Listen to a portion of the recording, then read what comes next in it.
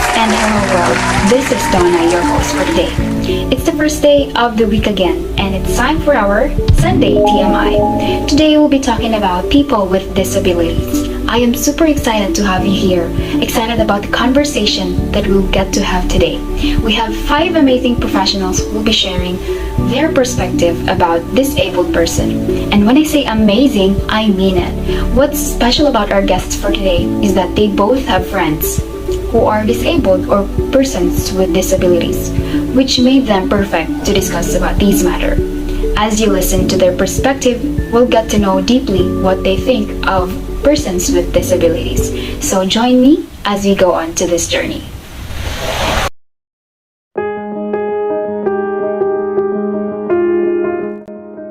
They are admirable and inspiring human for being brave and strong in life.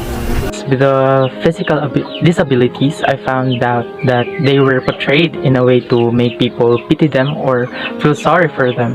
Again, devalued as humans and made incompetent because of their disabilities. They constantly need help from other people, and I think that's not right because some of them are independent in their own way. They're so brave. Ang lakas lang nila at ang lakas ng tiwala sa sarili. Kahit na kahit na disabled sila, may kapansanan, mahirap ang sitwasyon, pero lumalaban pa rin sila para sa pangarap nila. They are humans with physical or mental condition that limits them to do some things. But for me, they share the same nature like everyone. They are who they are and should not be judged according to how they look or how they do things on their own, because like you, like me, they are unique on their own and there's no exception. Anytime and anywhere, they deserve everyone's respect. Persons with disabilities are also normal people. People who have dreams and aspirations. People who are brave and courageous, and people who are unique for they possess different personal characteristics that help them achieve success. We'll get to know more about helping PWDs in the next segment, so stay tuned for more interesting discussions only here at Sunday TMI. This has been Donna, your host for today.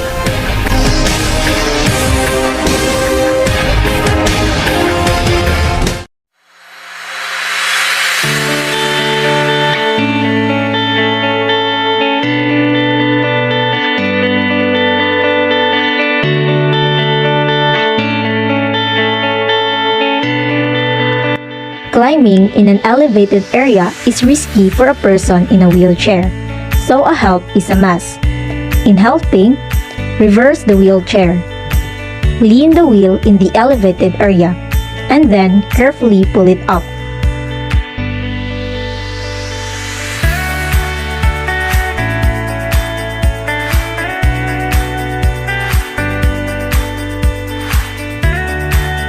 Operating a wheelchair on rocky areas can be hard. Helping the person pushing it with maximum cautiousness is the best thing we can do for them. Position the wheelchair at slight angle of 30 to 45 degrees directly next to the bed, and then lock the wheelchair brakes. Put the left and right foot of the person on the floor, and move the footrest out of the way. Place the person into sitting position on the bed. Put one arm under the head and shoulder into a sitting position with the legs hanging over on the side of the bed.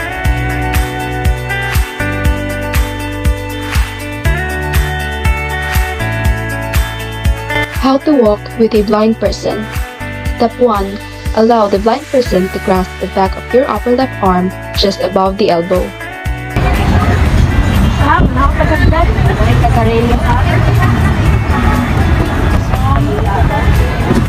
Step 2. Walk at a normal pace as the person walks 1/2 step behind you but to your left.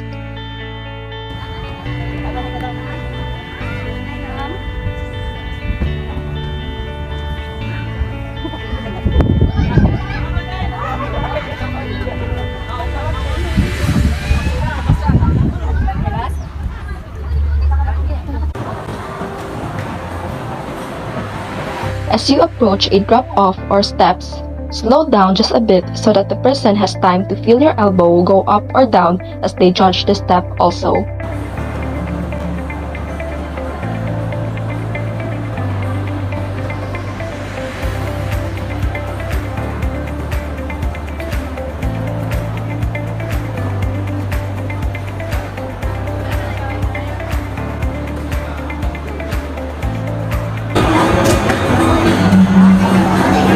Pull your arms tightly behind you when approaching a crowd or a narrow passage. This lets the person know he needs to drop back a step and walk more in line behind you.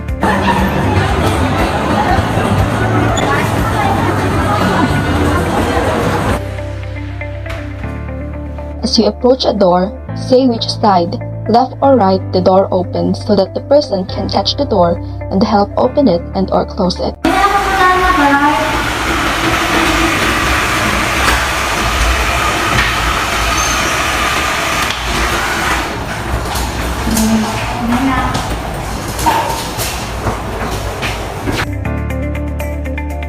Make sure to help a blind person when crossing the road. Apply the steps in walking a blind person. There are also times when a person with visual impairment who can't see clearly or who has blurry eye vision needs help. What you can do is answer them with patience and respect. Do not make fun of them.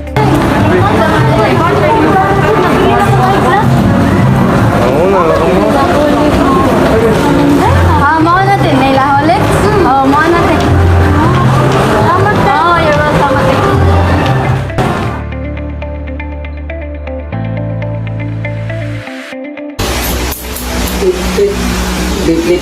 Tite ko. Pali. Kukub. Tite ya. Kinsa maning 20, asa man ni? Boss, may na rin boss. Sa na sa Unsa dong di masabtan? Asa kawin? Sa basta. Ya, iskila basta pa siya. Basta. Sige, sige. Rafa, can you tell us what is your hobby?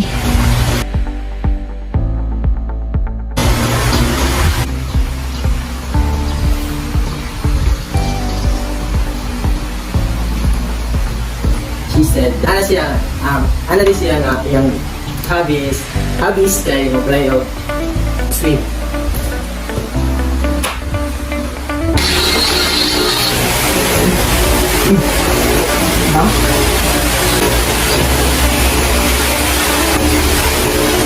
Ako sa bunga.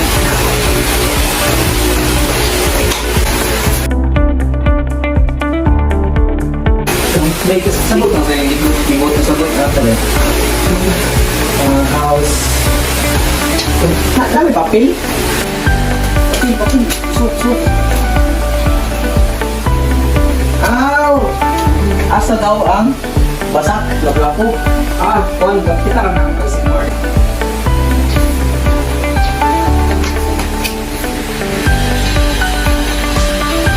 Kami sa ita.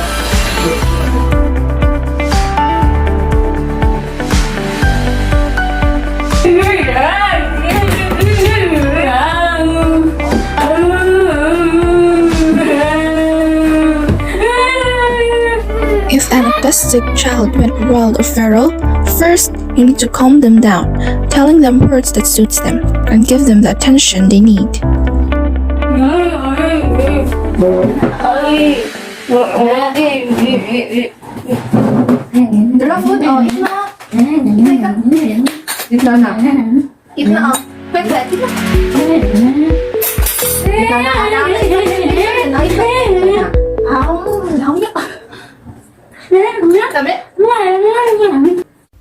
You need to take extra care to them and also have a lot of patience in them. Let's play. Doon na tara.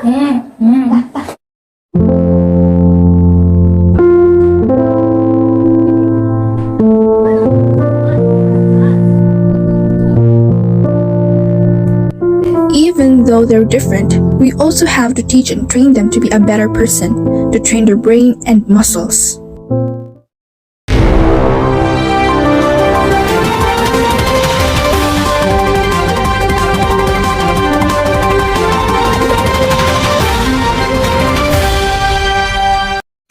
Lalo pang lumakas ang bagyong Odette habang kumikilos pa Caraga, Eastern Visayas area. Huling namataan ng pag-asa ang bagyong Odette 445 kilometers east ng Hinatuan, Surigao del Sur. May lakas ito ng hangin na 130 kilometers per hour at buksong aabot sa 165 kilometers per hour. Nakataas ang signal number 2 sa central at southern portion ng eastern. Nakarating mo landfall ang bagyo? Sa local di ba karon? Dapat na jud ta mangandam. Tawagin na to sila pandaman sila magdamdaman na ako sila. Kasi kaya pila mo lang ba dala.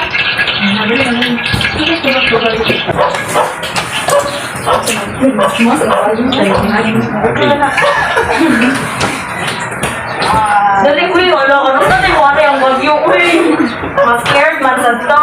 Ay, scared ko eh. Sure na, jud na. Kasi na, hindi ka bagyo kay init ra. Para pag before. Pilis na yun. Uday, inyong mga charger day.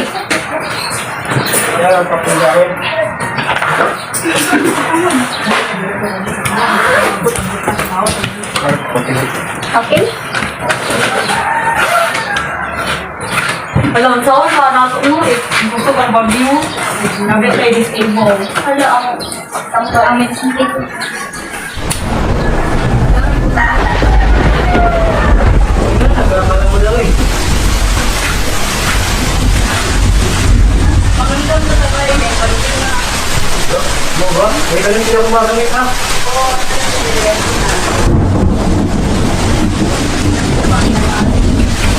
Yawag ko, tanang manulog, siya diri sa tong lugar na may evacuate ta sa evacuation center aron kita tanan safety kanyan ang pagbaha. Salamat lang yun. Alihog ko adto sa atong evacuation center. Uy, tana sa evacuation na, samtang dili pa kayo kusog ang bagyo.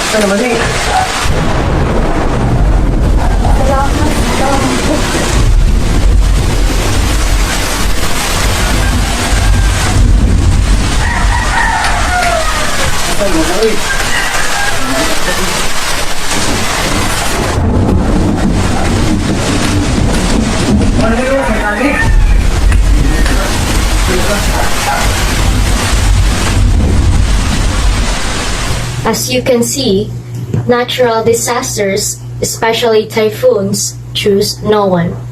Whether you are disabled or not, all of us will be affected. Before the typhoon will landfall, we must prepare emergency kits. And also, let us not forget that we must be alert to the LGU announcements. If we are told to evacuate, we should evacuate immediately before the flood will arrive. To the disabled person during the disaster, specifically the blind, they must be prioritized and assisted by carrying them if needed.